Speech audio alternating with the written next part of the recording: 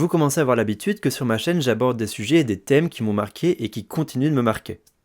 La vidéo Les Beatles ont changé ma vie et plus récemment la vidéo sur les musiques de Minecraft en sont un bon exemple. C'est d'ailleurs après avoir fini de réaliser cette dernière qu'une nouvelle idée a germé dans ma tête. Je me suis dit qu'après avoir consacré une vidéo entière sur un jeu qui m'a marqué, je pourrais en faire autant sur tous les jeux que je considère de la même manière. Et vous l'aurez compris, Dofus est l'un de ceux-là. Cependant, évoquer les musiques de Dofus de la même manière que j'ai évoqué les musiques de Minecraft, c'est tout simplement impossible pour moi. Parce que là où les musiques de Minecraft sont à mon sens libres d'interprétation, les musiques de Dofus le sont a priori beaucoup moins.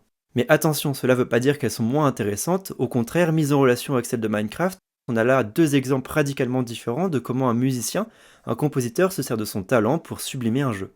Bien que dans les deux cas ça soit différent, c'est à mon sens très réussi. Je profiterai alors de cette vidéo pour expliquer pourquoi.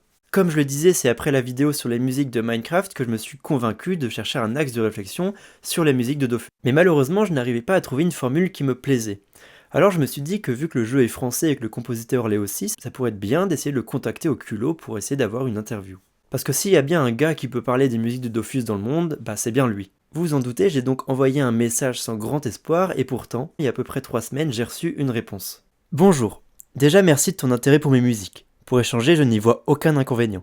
On n'a qu'à trouver un créneau horaire. Je vous laisse imaginer mon état après avoir lu sa réponse. J'étais comme un fou. J'ai alors commencé à réfléchir à des questions qui pourraient faire office de structure à ma vidéo, et on a convenu un rendez-vous. C'est pourquoi certains passages de notre discussion viendront structurer un petit peu par-ci par-là quelques passages de la vidéo, en espérant pouvoir retranscrire tous les bonnes ondes que j'ai pu recevoir en discutant avec Guillaume Pladis, le compositeur des musiques de Dofus.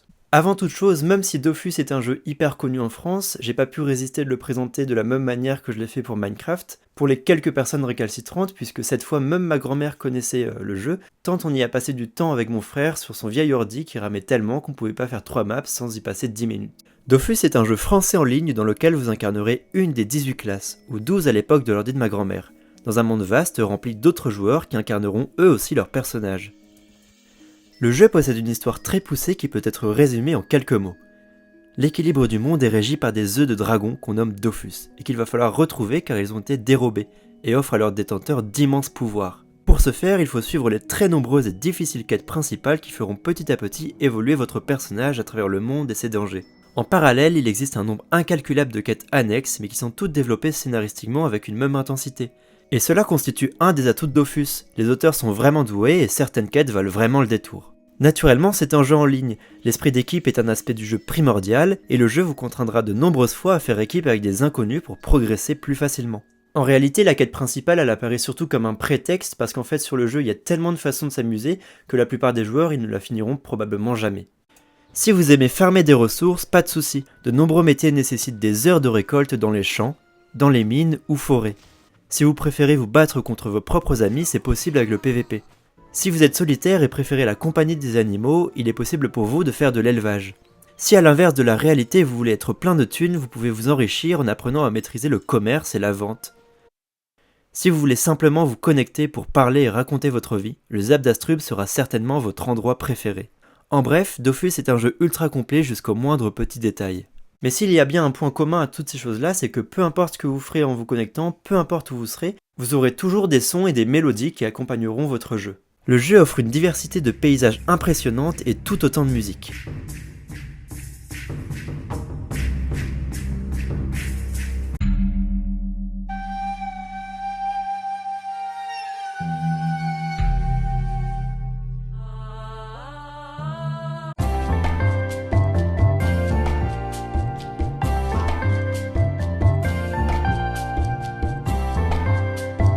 Dofus est un jeu qui accorde énormément d'importance au son, pourtant en discutant avec Guillaume Pladis, j'ai appris que l'équipe qui gère le son et les musiques, donc au sein du pôle son, est une équipe relativement réduite.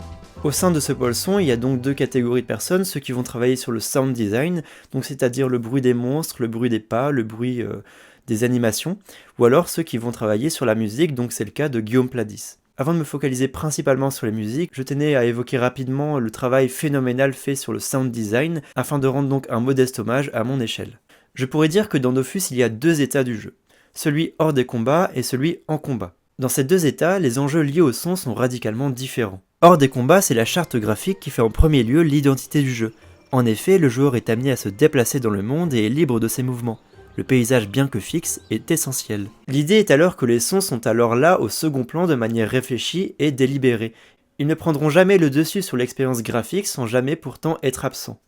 A l'inverse, dans l'état de combat, le paysage se fixe à une seule case qui restera la même tout du long du combat.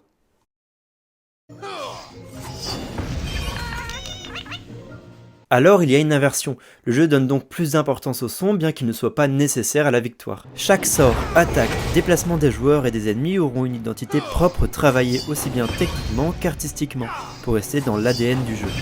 Un ADN créé au début des années 2000 dans un style simple, inspiré des styles japonais, que ce soit au niveau des graphismes ou des sonorités, afin de répondre aux contraintes de support technique, de développement, mais aussi de jouabilité, sur les vieux ordinateurs de l'époque. Ainsi, ça peut paraître évident dit comme ça, mais le travail fait sur le son participe vraiment à l'appréciation du jeu. Jusqu'à même les rendre importants en remarquant notamment leur absence, ce qui est fort puisque le son n'est absolument pas important pour le gameplay. Je pense que c'est le meilleur compliment qu'on puisse faire à cette petite équipe, en étant certain que le jeu n'aura pas la même saveur si on baisse le volume des effets sonores à 0. Je le disais, il y a donc une maîtrise et un équilibre des différents éléments du jeu, donc du graphisme et de la musique. Il n'y aura aucun élément superflu qui aura tendance à sortir le joueur du jeu ou à rompre la cohérence de ce dernier. Dans notre cas, c'est donc la preuve d'un jeu proposant des qualités sonores indéniables. C'est un aspect que j'ai pu développer avec Guillaume Pladis en lui demandant comment se passait cette collaboration avec les différentes personnes du pôle son, mais aussi avec le directeur artistique d'Ankama. S'ils étaient libres d'apporter leur propre idée, s'ils avaient une marge de liberté, ou si au contraire tout leur était imposé. On est 7-8 je pense dans le pôle son.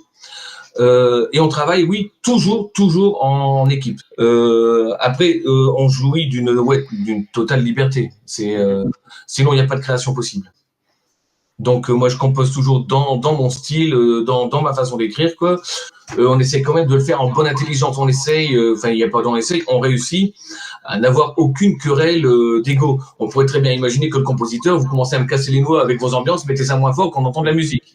A contrario, le sound designer pourrait dire, écoute, la musique, je vais la baisser parce que on n'entend pas mes effets. Après, quand il y a des décisions un petit peu scabreuses, je pourrais l'imposer, mais je me le refuse catégoriquement parce que personne n'a la science infuse et on n'est jamais à l'abri d'un conseil. Donc, on écoute ce que disent les collègues qui sont à la fois musiciens et joueurs, donc qui ont une certaine culture vidéoludique, en plus d'avoir une culture musicale. Et du coup, en fait, on s'enrichit nous-mêmes de nos trucs. Et c'est vraiment un travail d'équipe, de groupe. On a un directeur audio, donc Pitch, Pierre-Jean Baudouin. Donc lui, il jette toujours un petit œil et tout. Alors c'est vraiment si si je commence à faire un truc archi dissonant à mon niveau en musique, si je fais un truc archi dissonant, il va sûrement dire Guigui, là, il y a un truc qui va pas. Mais non, on joue d'une très grande liberté. Donc lui, il vérifie juste que la qualité, en fait, soit toujours au rendez-vous. C'est évident, ce respect de la créativité au sein du pôle son a vraiment permis au sound design de Dofus de faire partie de l'ADN du jeu, au même titre que pour les musiques, mais ça, on va le voir maintenant. Dans Dofus, on l'a vu, le monde est très vaste, monde dans lequel il nous est possible d'évoluer à travers plusieurs continents et sous-continents qu'on appelle zones. Ces zones sont nombreuses et ont toute une importance du point de vue de la cohérence scénaristique du monde.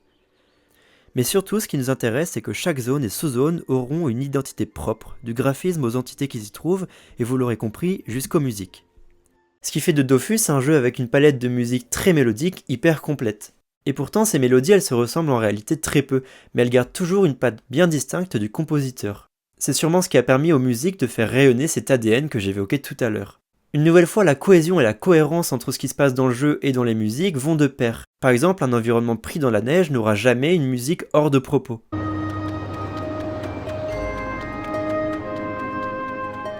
Évidemment, ça paraît évident que les musiques doivent être alignées avec ce qui se passe dans le jeu.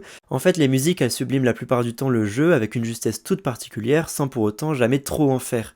Mais justement, je trouvais ça hyper intéressant de demander à Guillaume Pladis comment un compositeur s'imprègne de la direction artistique pour en créer les musiques.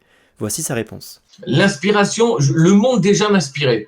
Parce que c'était, je pense, alors parole de daltonien, la patte d'Ankama, c'est vraiment des mondes très très chatoyants, très colorés. Et donc déjà ça me plaît. En plus un monde d'heroic fantasy avec des tas de vannes à 2 balles. Et je me suis dit bah tiens, moi je vais rapporter une espèce de petite couleur, ma couleur à moi en fin de compte. Celui qui a toujours validé, du moins à cette époque-là, qui validait les musiques au début, c'était toujours Tot.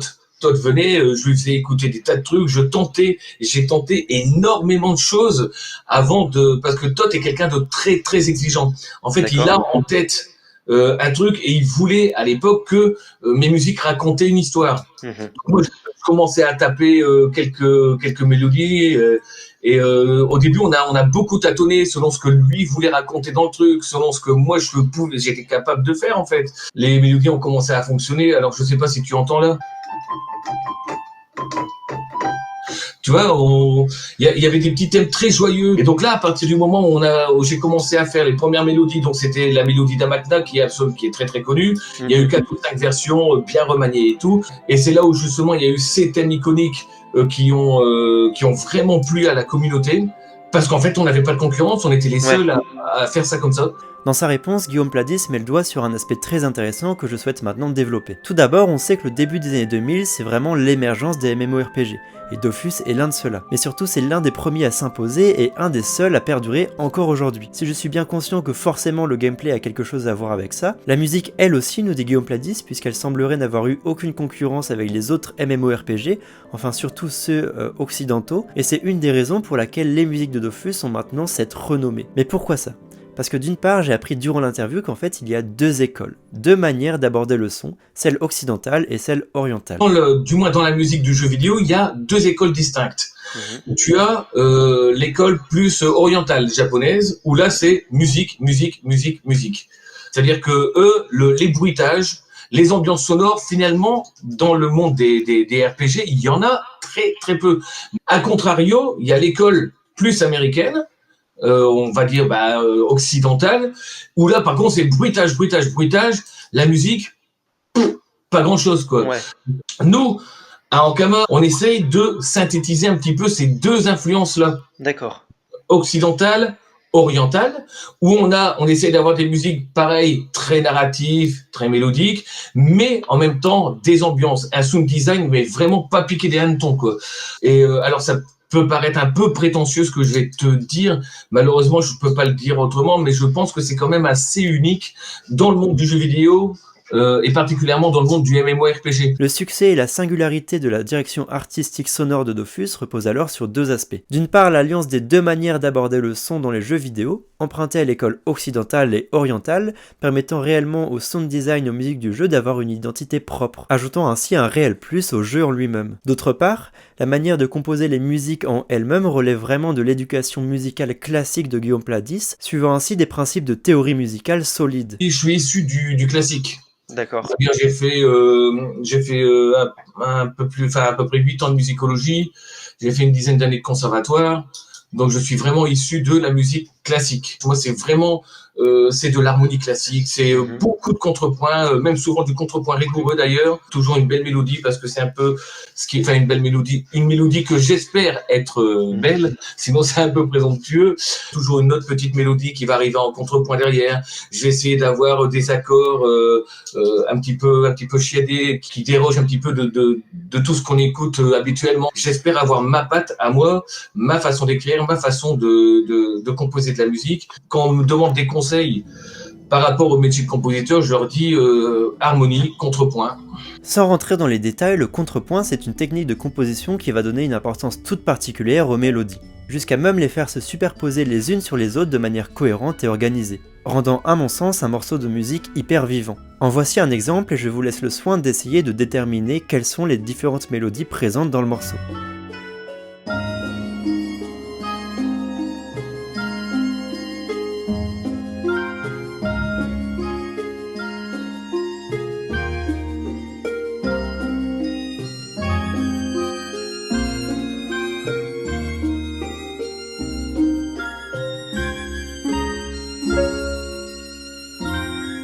Évidemment que quand on joue à Dofus, on se dit pas « Ah tiens, j'adore ce contrepoint ». Mais en réalité, ça peut participer à l'appréciation des musiques en général, puisqu'on peut commencer à apprécier une mélodie qui se développe sûrement derrière la mélodie principale sans se douter un seul instant que c'est du contrepoint. Et ça fait sûrement le charme des musiques de Guillaume Pladis. D'ailleurs, il le dit bien, hein, on peut ne pas aimer, c'est pas ça la question. L'essentiel pour lui, c'est que ça soit au final de la qualité.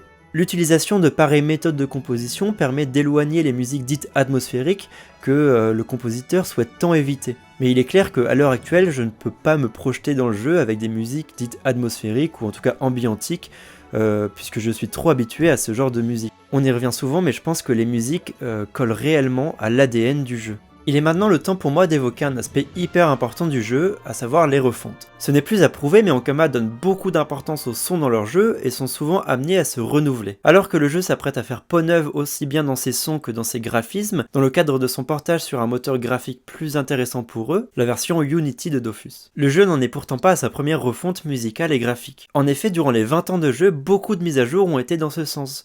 Moi, je vais me focaliser que sur 2 d'entre elles qui sont pour moi les plus importantes. La première a lieu lors de l'anniversaire des 5 ans du jeu. En fait, le jeu il va transiter de sa version 1 à sa version 2, donc de la 1.29 à la 2.0. Cette mise à jour, c'est un gros boom. Déjà, le style graphique change radicalement. Il y a plus de détails car les ordinateurs peuvent dorénavant supporter ce style graphique. Mais surtout, l'intégralité des musiques sont changées, et ça c'est pas rien pour un jeu qui accorde autant d'importance à ses musiques. Pour la refonte de la 2.0, c'était ça. J'avais tout simplement plus de place. Je pouvais faire des musiques plus qualitatives, moins compressées, et ça a été un peu méjugé parce que tu as toujours le côté archi nostalgique des musiques à 29. Ouais. Parce que les gens découvrent un univers, ils sont pour la première fois au contact avec donc mes musiques et mes mélodies. Donc forcément, oui, ça reste ancré et c'est tout à fait normal, c'est tout à fait humain. Et je regrette parfois un petit peu d'avoir en quelque sorte trahi mes fans quoi en ayant voulu tout changer. Ça a peut-être été une erreur d'appréciation parce que force est d'avouer que les musiques de la 2.0 étaient beaucoup plus travaillées que les musiques à 29, mais j'ai sous-estimé la force des mélodies dans le cœur des joueurs. Les nouvelles musiques ne sont pas dans un style radicalement différent, d'ailleurs le compositeur utilise les mêmes procédés de composition, donc mélodie et contrepoint.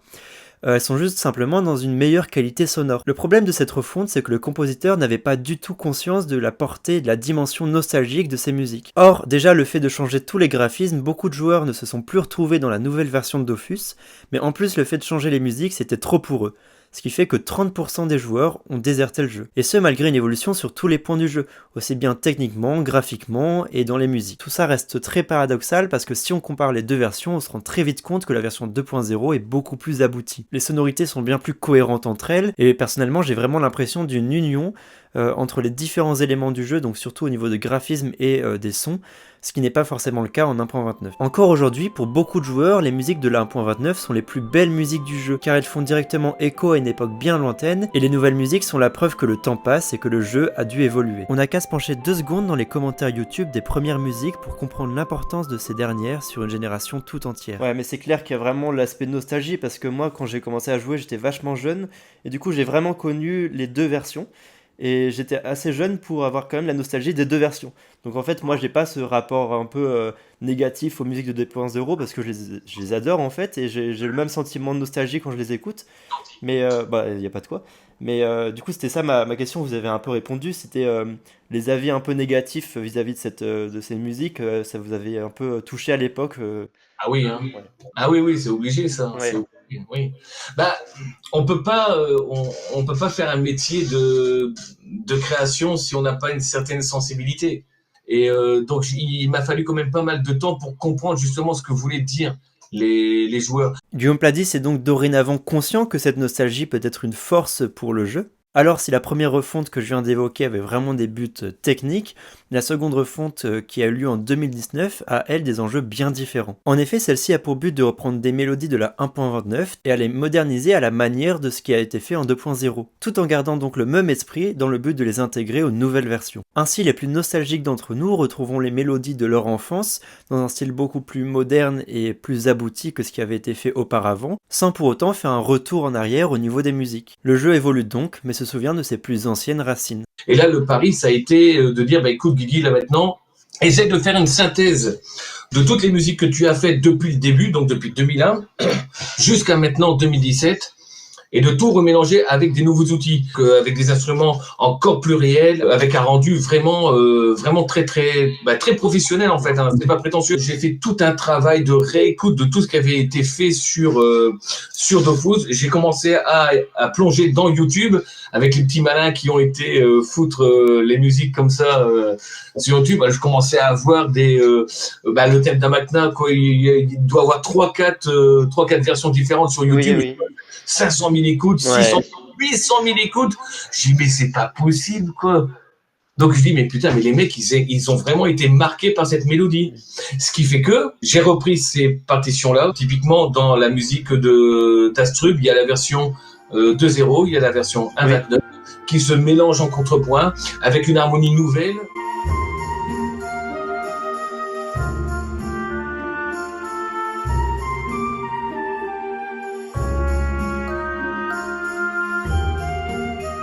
En ce qui concerne la prochaine version que j'évoquais tout à l'heure, donc Dofus Unity, en termes de musique, ça va être une grande avancée puisque le jeu proposera pour la première fois des enregistrements faits avec un vrai orchestre au lieu d'une banque de sons ultra réaliste. Guillaume Pladis m'a aussi confié que toute l'équipe du pôle son travaillait vraiment d'arrache-pied pour proposer une expérience sonore inédite, témoignant une nouvelle fois de l'importance du son pour le studio Ankama.